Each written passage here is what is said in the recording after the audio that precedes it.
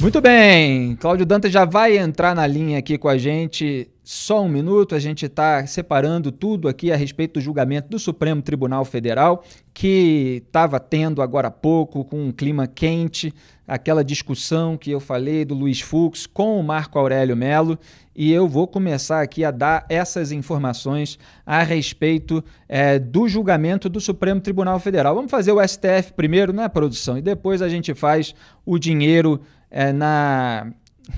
na onde, né? O pessoal usou cada palavra nas redes sociais para definir aí entre as nádegas, né, do senador Chico Rodrigues. A gente já vai tocar nesse assunto. Muito bem, o STF concluiu nessa quinta-feira, deixa eu puxar aqui a nossa pauta, o julgamento do caso do chefão do PCC, André do Rep.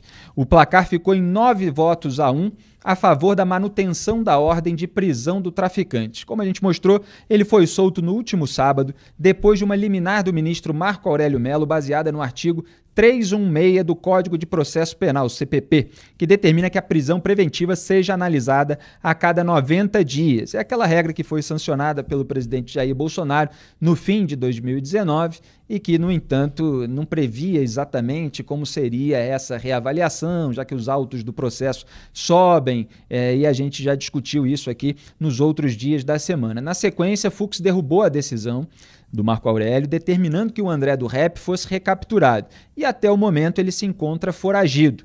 No julgamento de hoje, a ministra Carmen Lúcia afirmou que entende não haver previsão para que o presidente do Supremo suspenda decisões de outros ministros, como fez o Fux, mas reconheceu que o artigo 316 não garante o direito automático à soltura com o fim do prazo estabelecido de 90 dias. Eu comentei ontem aqui nesse programa que havia várias questões em jogo. A primeira era definir se a determinação de prisão do André do Rep, a outra era a questão de se o presidente do STF pode suspender liminar de outro ministro, como fez o Fux com o Marco Aurélio, e ainda tem uma que a gente vai tratar aqui hoje também, que é justamente a respeito de como aplicar essa regra 316. O ministro Ricardo Lewandowski entendeu que a decisão do Fux foi totalmente descabida e não tem respaldo regimental. Lewandowski lembrou que só cabe suspensão de liminar quando ela tiver sido concedida em instância inferior. A gente tem uma sonora do Lewandowski aí, que obviamente não surpreende. Pode soltar. O perigo de conceder-se uma tal discricionariedade aos dirigentes da Corte, permitindo que atuem em situações por eles próprios consideradas excepcionais, consiste no risco de que passem a caçar com decisões de colegas com base em meras idiosincrasias pessoais ou, quiçá, movidos por algum viés político. Tá aí o Lewandowski, hein? Falando da motivação de viés político. Essa é até engraçada da gente assistir. Apesar disso, o ministro votou pela manutenção da prisão de André do Rep, mantendo a decisão de Fux apenas nesse caso específico. O Gilmar Mendes acompanhou os demais ministros e defendeu a volta do traficante à prisão. O ministro também criticou a suspensão de liminares de outros ministros e afirmou que, se isso for estendido a presidentes de outras cortes, quer dizer, que não sejam do STF, vamos inventar uma grande jabuticabeira. Gilmar elogiou a regra do pacote anticrime que obriga juízes a reavaliarem periodicamente a cada 90 dias a necessidade da prisão preventiva. Solta o trecho do Gilmar, porque esse programa é generoso, produção. Vai lá. Eu mesmo, presidente, como todos sabem, cansei de falar das prisões alongadas de Curitiba, que, em geral, só terminavam quando o indivíduo aceitava fazer uma delação premiada. Uma combinação muito esquisita entre procurador e juiz. E só complementando a informação, o ministro lembrou que o habeas corpus analisado pelo Marco Aurélio Mello deveria ter sido encaminhado, na verdade, para Rosa Weber, relatora da Operação Overseer, que prendeu o André do Rep, como a gente noticiou lá no Antagonista. Cláudio Dantas, diretor do Antagonista em Brasília, já está na linha com a gente, podendo falar. Salve, salve, Cláudio, tudo bem? Bem, Felipe, boa noite a todos. Dia agitado. Dia agitado, cômico. Participar. É um prazer sua participação aqui no Papo Antagonista, Cláudio. E eu começo aqui, Cláudio, a gente tem várias outras informações, tem mais vídeo para mostrar, o barraco do Marco Aurélio com o Luiz Fux, mas o Gilmar Mendes, só para a gente não perder o embalo de tudo que a gente vem dizendo há tanto tempo, ele é claro que aproveitou mais uma ocasião para atacar a Lava Jato. O que é engraçado, Cláudio, é que ele fala, cansei de dizer, mas ele continua dizendo, né? Ele não está cansado de dizer, não. Ele não cansa. O Gilmar, ele aproveita toda oportunidade que ele tem para desancar os procuradores, para falar mal do Sérgio Moro. Já virou uma coisa habitual, né? Se ele não fala, é que a gente sente falta. Mas o fato é que, enfim, essa é uma discussão que foi um pouco além. Ele abriu demais essa conversa, né? Essa colocação dele abre demais o foco de um julgamento que, claro, que trouxe três questões aí fundamentais, né? A própria soltura do André do Rep em si, a interpretação do artigo 316 do CPP, que é esse novíssimo artigo 316, que prevê a tal da revisão a cada 90 dias, né? E também a história do poder do ministro, do presidente da corte, de suspender liminares monocráticas aí dos seus colegas, né? Então, o que nós tivemos de definição?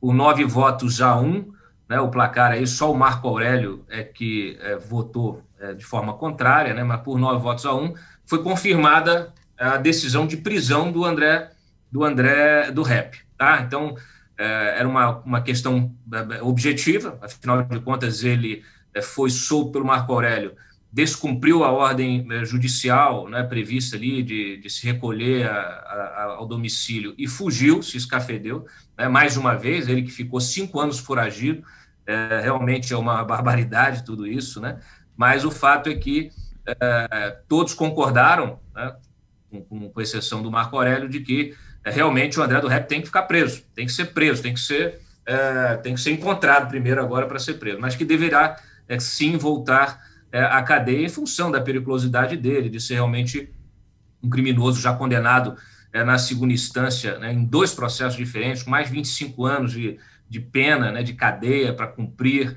né, alguém que está relacionado, conseguiu até se associar à máfia calabresa, então é um agente externo, aí, uma espécie de embaixador do PCC, realmente uma figura com muito poder e muito perigosa, né, realmente um criminoso aí de alta periculosidade.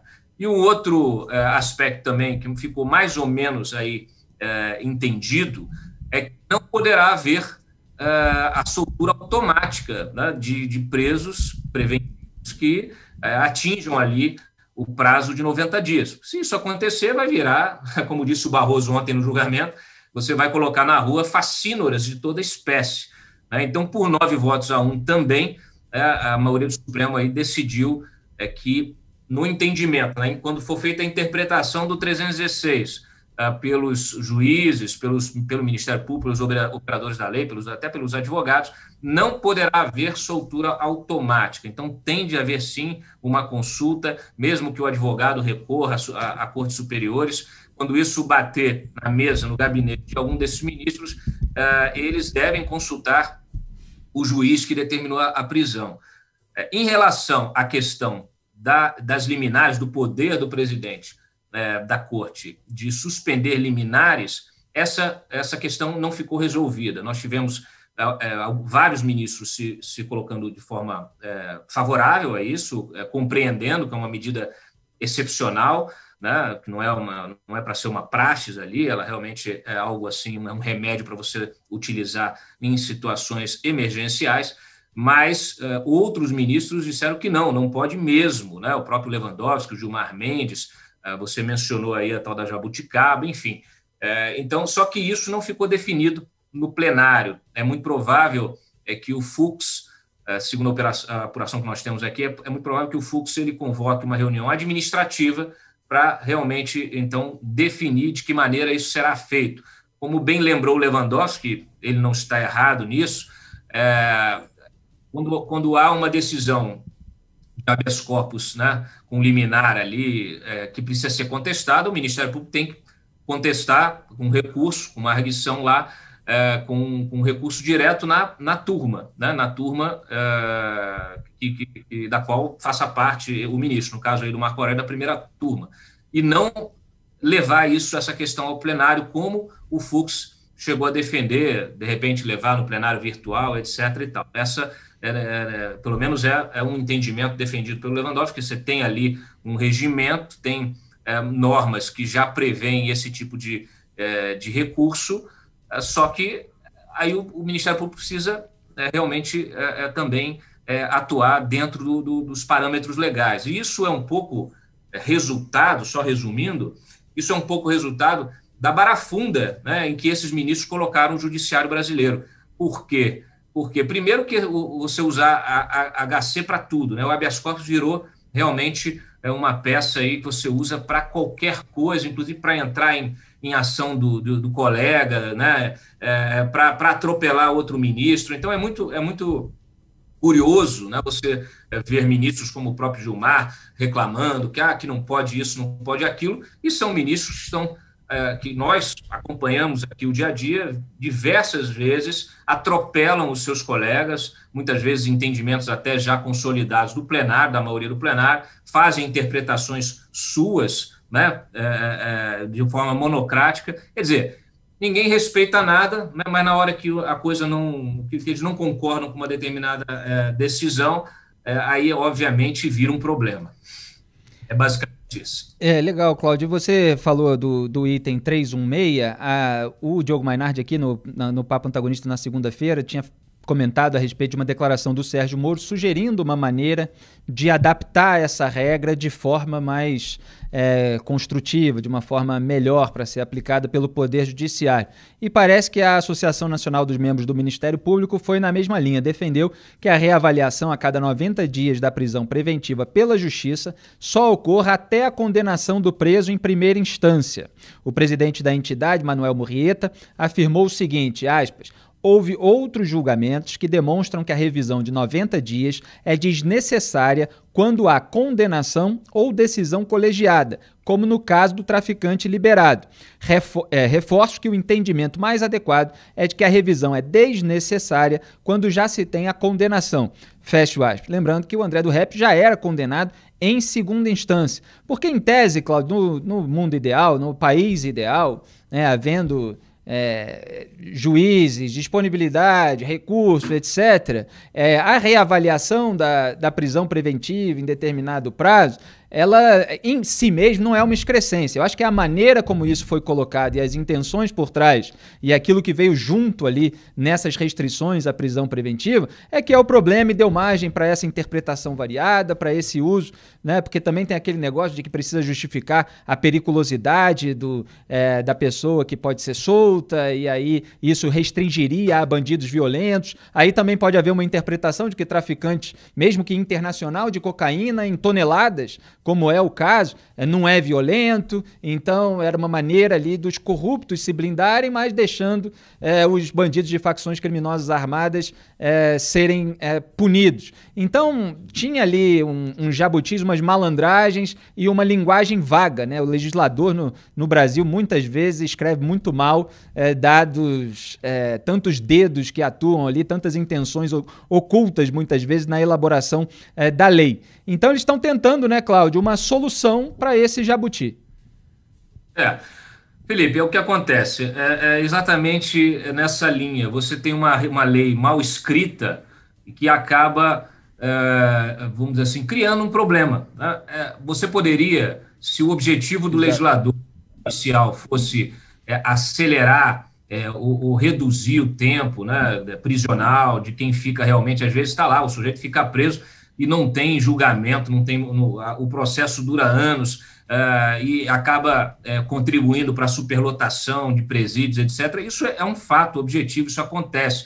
Mas eu não sei, eu acho que essa não era a intenção do legislador, embora o Lewandowski, no voto dele, tenha feito essa referência, nós poderíamos até olhar o 316 com essa visão mais romântica. Mas a lei foi tão mal feita que, de fato, ela permite uma série de transbordamentos.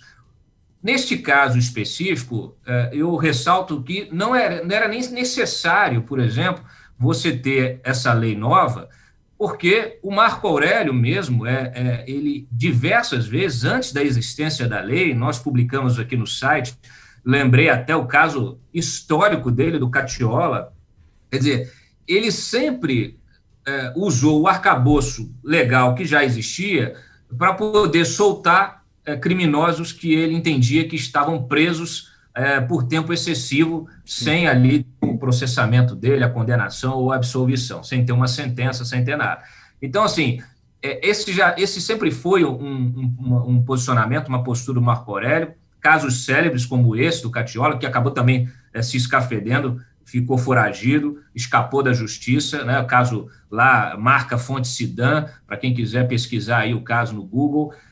Nós temos vários outros casos envolvendo criminosos do próprio PCC, teve a Operação Cardume lá no Ceará, que prendeu 11 integrantes do PCC, todos envolvidos também com um esquema poderoso ali de tráfico internacional para a Europa, de cocaína, e o Marco Aurélio, eles já estavam até condenados em primeira instância, recorreram à segunda instância, e o Marco Aurélio concedeu a liberdade a todos, fazendo referência justamente ao prazo excessivo, porque não havia a sentença de segundo grau, então como eles poderiam recorrer, aguardar a sentença de segundo grau, o acórdão de segundo grau em liberdade, né? E colocou essa turma toda na rua. O que aconteceu?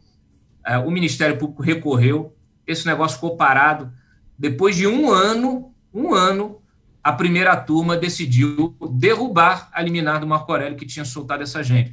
E esses criminosos foram todos para a rua, e um ou outro foi recuperado, outro morreu, enfim, mas continuaram nas ruas cometendo crime, assombrando a sociedade. Então, realmente aquilo que é uma emenda que foi feita aí com um pacote anticrime que virou, foi se transformando. De pacote, eu brinquei até na época, de pacote virou um pacotinho, depois virou um papelote, efetivo, pró-crime, né? Porque você cria esse tipo de lei que, na verdade, ela só presta a prescrição, né? Você permitir que você tenha mais um tipo de recurso, que a defesa possa ir lá nas instâncias todas, segunda, terceira, até na quarta, como a gente brinca aí, que é o Supremo, para tentar livrar o réu ali que está preso, que às vezes até já sentenciado. Por isso que a gente perde as esperanças, né? Perde aí a confiança nas instituições, especialmente no judiciário, que deveria zelar pela vítima e não pelo direito do criminoso, né? Deveria ser o contrário. E não há esse entendimento. Efetivamente, é difícil.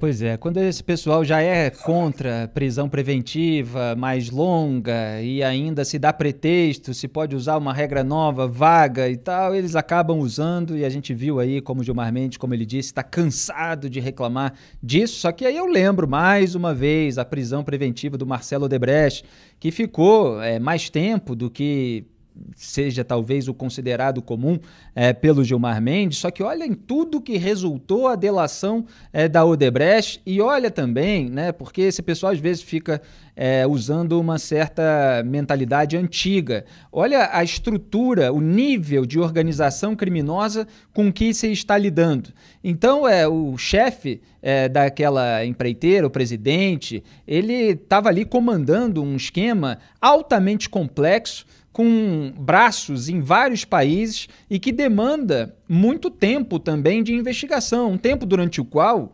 esse cidadão não pode ficar solto porque se encontrou ali indícios, se fundamentou a prisão preventiva apontando risco de destruição de prova, risco de fuga, o poder mesmo do cidadão financeiro para aliciar testemunhas. Então, há também uma necessidade, quando o esquema é complexo, da avaliação do caso específico para se entender que a investigação é mais longa e o caso pode demorar, assim como a prisão preventiva. Então, essa maneira genérica de tratar o assunto, a moda Gilmar Mendes, também deixa de lado aí essas nuances.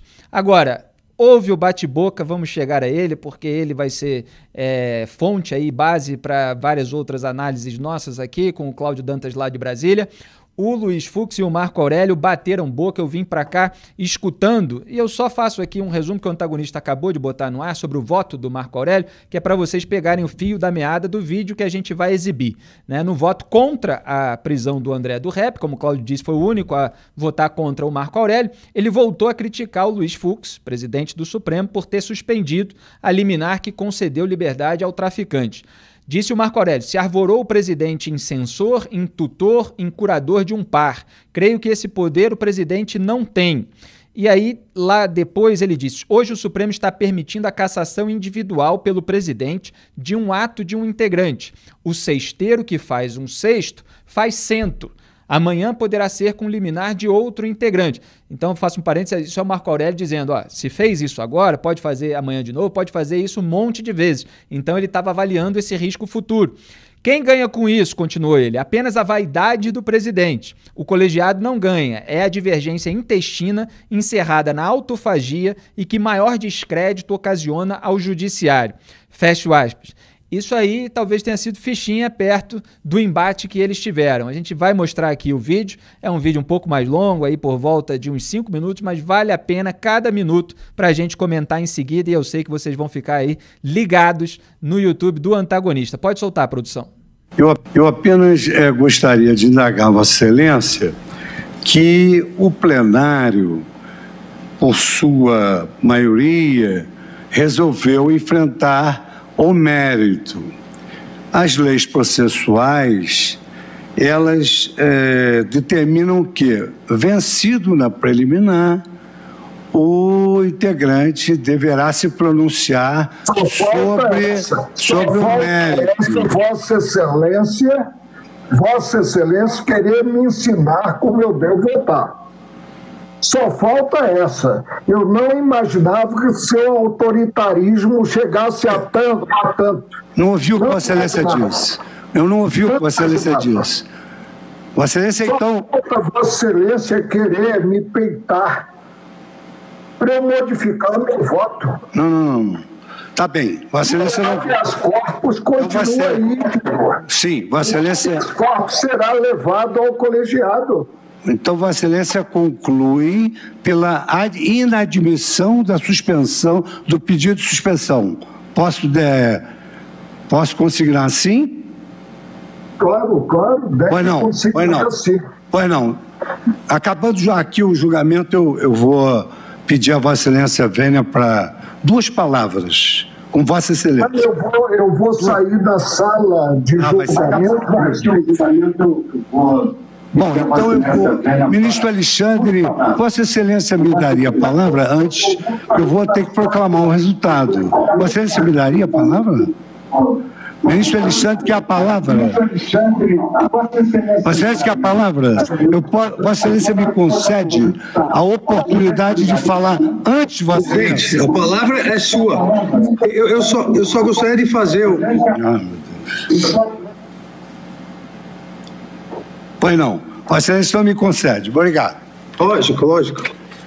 Ministro Marco Aurélio, eu queria algumas palavras dentro da urbanidade que um ministro da Suprema Corte deve ter, e assim que eu vou me dirigir a Vossa Excelência.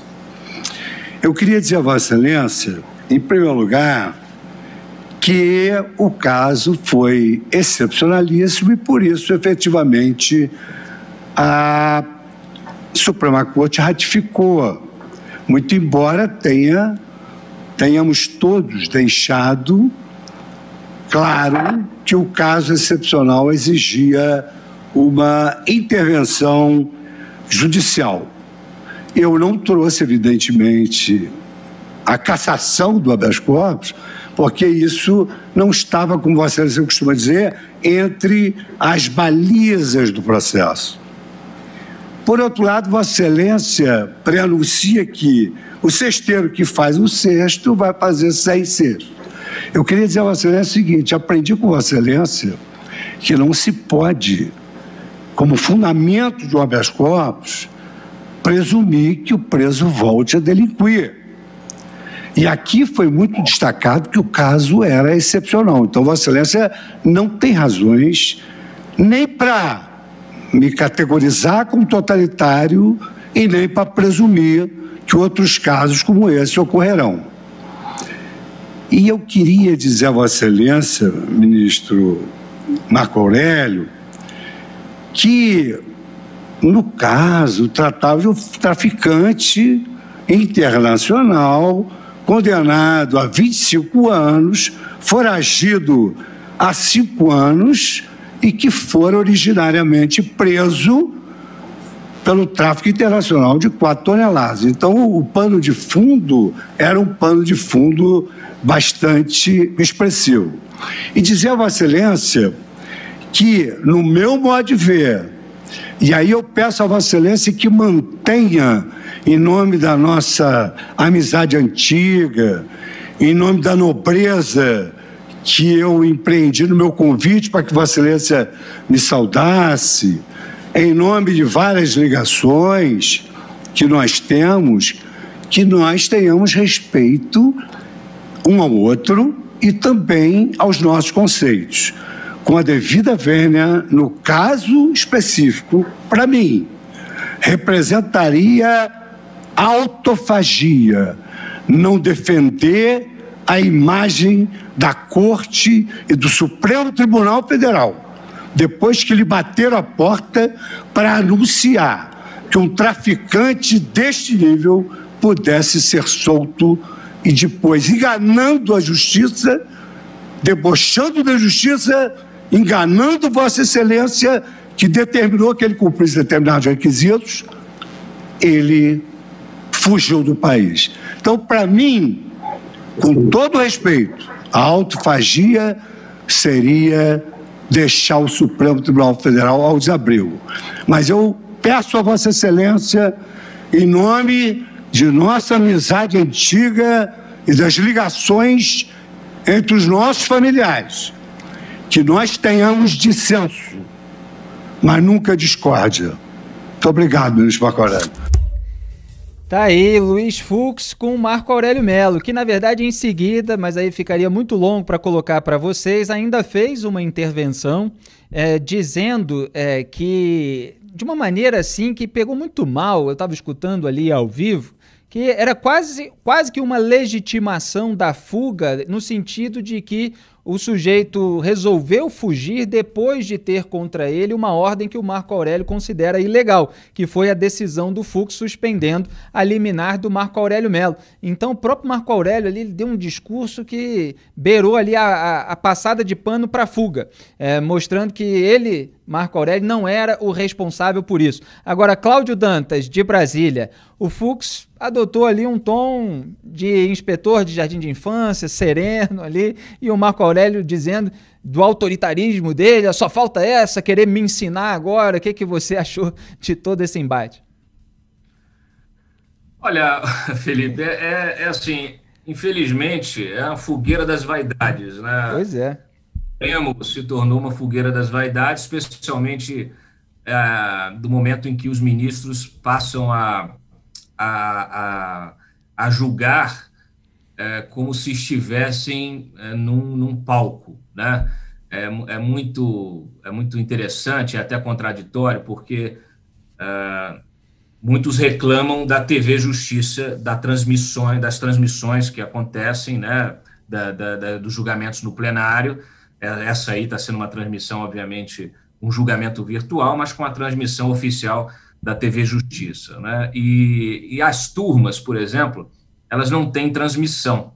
Então, muitas vezes você tem o tom adotado, quem assiste aqui presencialmente, vai no Supremo, acompanha um julgamento na turma, percebe uma postura absolutamente diferente do ministro que está na turma e do mesmo ministro quando está no plenário, sob os holofotes das TVs, né? Não é só a transmissão da TV Justiça, as emissoras também, quando tem algum julgamento importante, tem a possibilidade de fazer essa transmissão lá, essa filmagem lá, e no fim das contas você percebe que parecem ministros diferentes, né? Então, aí você pensa, mas então vamos acabar com a transmissão, né, ao vivo do julgamento, o que seria muito ruim né, até por uma questão de transparência, de prestação de contas para a sociedade.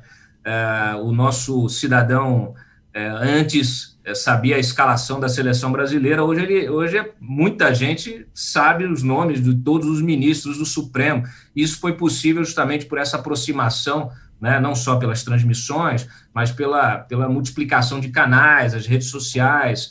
A Lava Jato também serviu muito para isso, porque colocou a pauta político-policial aí no dia a dia, né? Depois do mensalão, o Petro realmente tornou esse acompanhamento uma coisa diária, uma novela diária, né? Então, o fato é que você, infelizmente, se você tivesse ministros, né, que fizessem honra às togas que vestem, né, com a estatura necessária para ocupar os cargos que ocupam, você provavelmente não teria esse problema.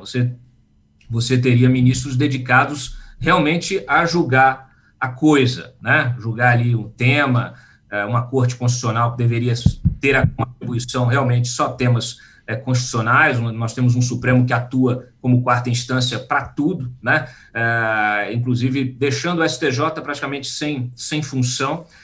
Então está tudo errado, né? Está tudo errado. Infelizmente, os ministros são muito vaidosos, e aí quando você tem um embate de divergência de opiniões, isso vira uma disputa moral para ver quem lacra mais, né? Você gosta de usar esse termo aí na política.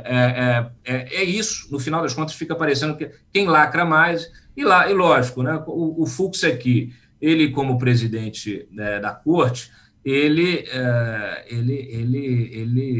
vem tentando aí, vamos dizer assim, fortalecer o princípio da colegialidade para buscar, né, uma repactuação desses ministros dentro do Supremo. Porque hoje é isso, hoje você tem rachas, né, são rachas, não é só um racha meio a meio, você tem rachas mesmo ali, 3 ministros para um lado, 2 para outro, você tem alguns grupos que se formam em determinadas votações, mas no final das contas você não tem um entendimento, um acerto, uma discussão madura sobre teses que precisavam ter um entendimento muito mais abrangente, né? Um resultado como esse, por exemplo, que discute uma questão objetiva, que é a prisão do traficante, mostra que é muito simples, né? Você tem 9 ministros contra 1 dizendo que não podia ter soltado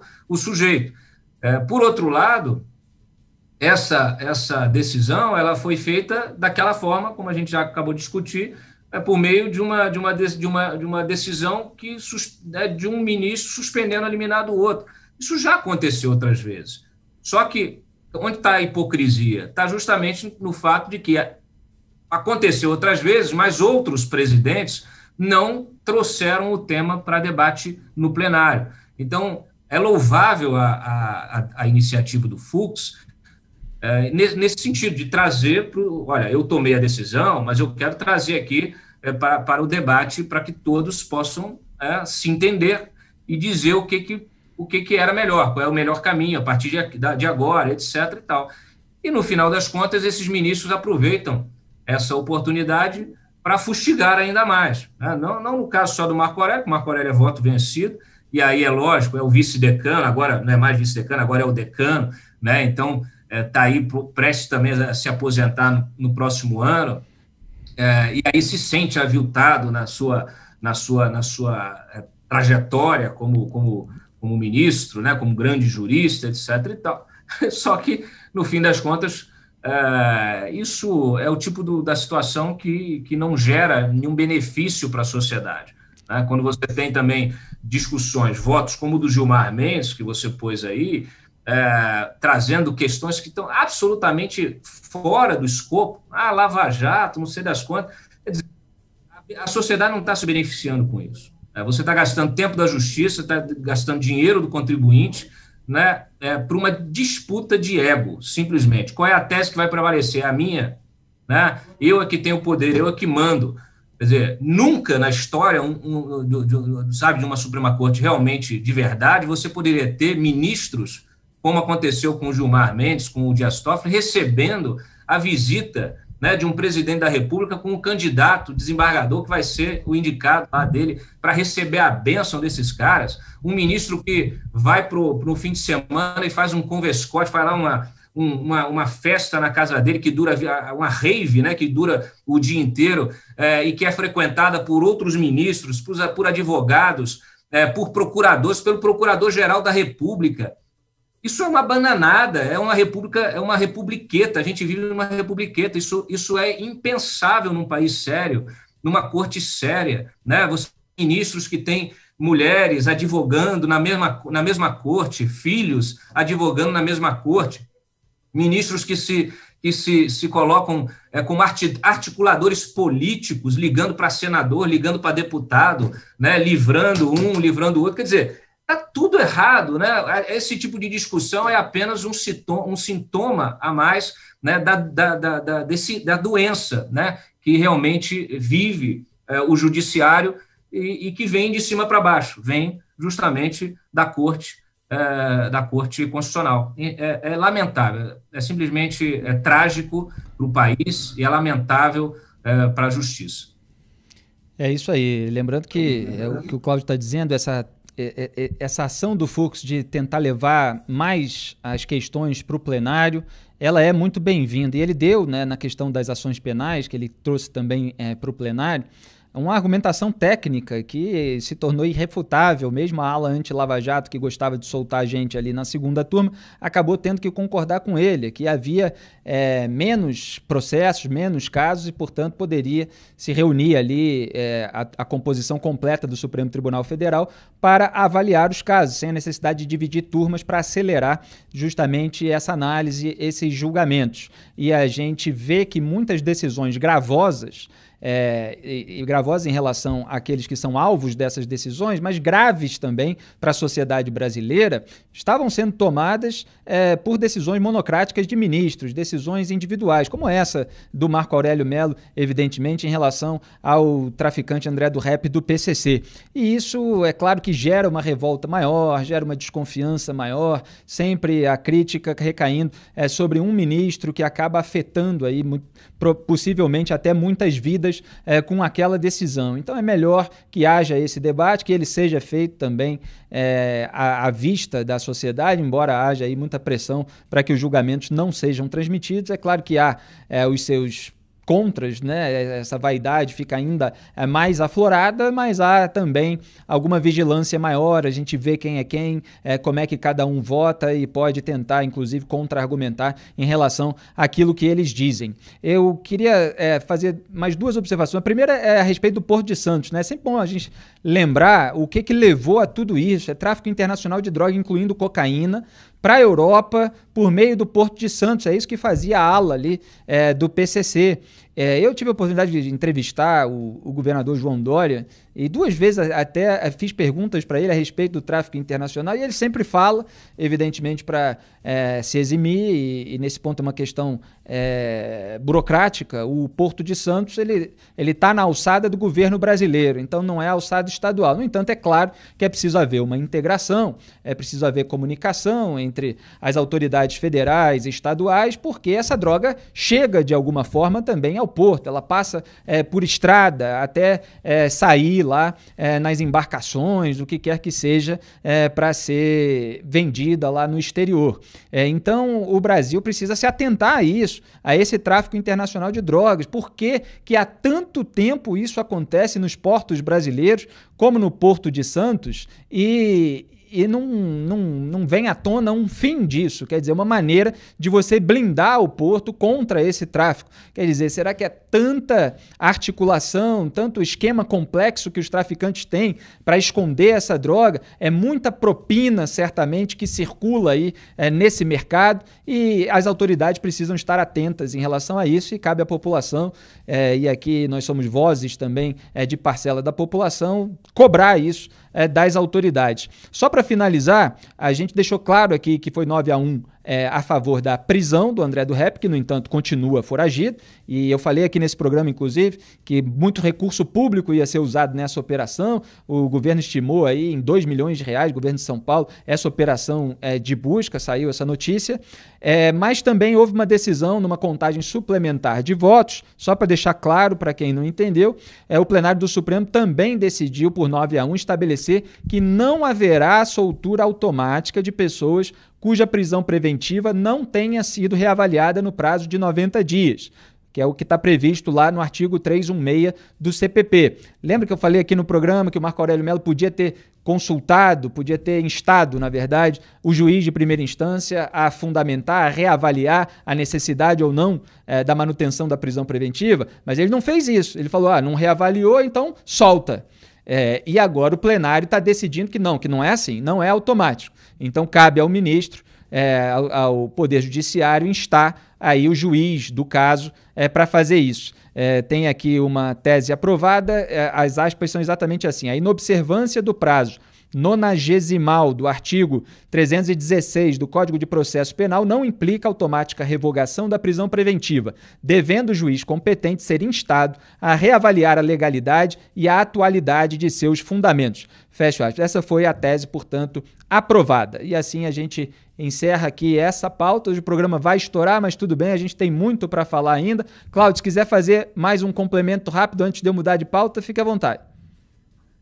Só finalizando, né, com essa, ressaltando a hipocrisia do discurso, por exemplo, do Marco Aurélio, né, sobre esse atropelo do Fux. É bom lembrar que o Marco Aurélio atropelou o Celso de Mello na história do inquérito do presidente, né, que apura a interferência do Bolsonaro na Polícia Federal. O Celso de Mello, ainda no exercício lá do cargo, havia determinado o depoimento presencial do presidente da República, saiu de licença médica, o Marco Aurélio foi, recebeu um recurso da AGU, atropelou a decisão dele, anulou a decisão dele, tomou uma outra decisão, permitindo o depoimento por escrito, inclusive mandando o caso para julgamento virtual. Quer dizer, fez o diabo, né? O Celso de Mello retomou, cancelou a decisão do Marco Aurélio, também passou um pito para ele, porque também não concordava, obviamente, com o que havia acontecido, e aí determinou de novo, pediu a pauta para o Fux pautou. Então, desculpa, né? É muito fácil vir se fazer de vítima e tal, e semanas atrás estava fazendo a mesma coisa. Então, enquanto esses ministros não entenderem a estatura do cargo que ocupam e a necessidade de respeito à sociedade, respeito à justiça, né, como entidade maior, né, vai ficar essa briguinha de ego, né, realmente aí azeitada por hipocrisia, por vontade de lacrar, por interesses confessáveis ou até alguns não confessáveis, né, por sentido, às vezes tem ali algum interesse político também. Então, assim, é isso, né? Eu acho que o Fux terá ficou claro, né, nesse primeiro grande debate da presidência do Fux, que ele terá muito trabalho para conseguir baixar a pressão e permitir esse entendimento mútuo interno ali entre os integrantes do exatamente, e até essas resmungadas aí de vários ministros, não só o Marco Aurélio Mello, mas também Gilmar Mendes, o Ricardo Lewandowski, contra esse poder do presidente do STF, mostra que eles também têm receios em dar muito poder ao Luiz Fux, que pensa diferente deles em várias questões. Então, eles também quiseram ali dar um limite para esse poder que o Fux pode ter, e o Fux amenizou ali na discussão com o Marco Aurélio, como vocês viram, dizendo que não quer dizer que por esse caso, que foi excepcionalíssimo, como ele colocou, que ele vai ficar fazendo isso sempre, todo dia. A gente vai acompanhar, claro, o Poder Judiciário sempre aqui no Papo Antagonista, principalmente as decisões do STF.